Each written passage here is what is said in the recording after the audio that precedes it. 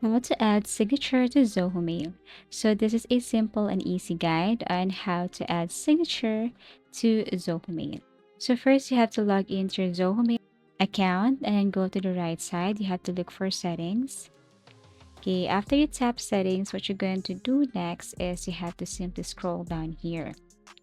On the left side, if you scroll down, you should see the option signature, or you should see the signature word right here. And what you're going to do is you have to click this. Once you tap this one, then you can now add new signature. Everything is up to you. You can add your name.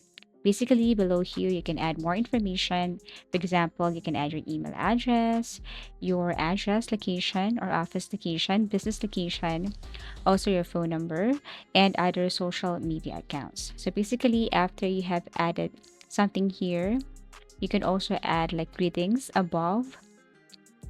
Then what you're going to do next is you have to click save. Okay, so it's up to you also if you want to edit the format. You can also tap bold, italic. You can change the font style. Also the font size, you can increase this one. So everything is up to you. You can edit it inside the box right here. And again, after that, what you're going to do is you have to click save. Now, basically, I'm going to test if this method work.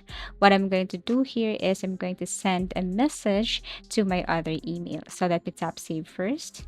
Now I'm going to send a message to my other mail account. So you need to create new message and then add the email address.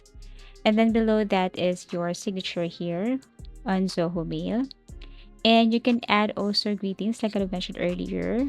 You can edit the format. And then once you're done, what you're going to do is you're going to send this one.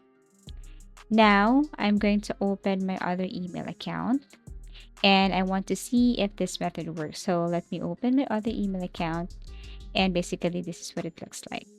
Okay, so here's your signature that you have created on Zoho Mail. Thank you so much for watching and see you again in our next video tutorials.